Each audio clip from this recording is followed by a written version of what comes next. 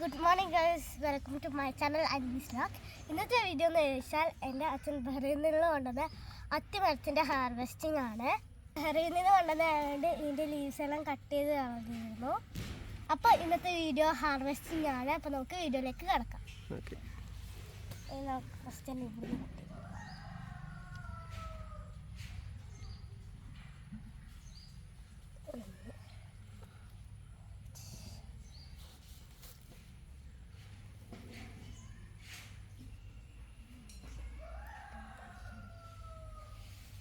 നമുക്ക് കിട്ടിയിട്ടുണ്ട്. നമുക്ക് കഴിച്ച് വെക്കണം. അയ്യോ,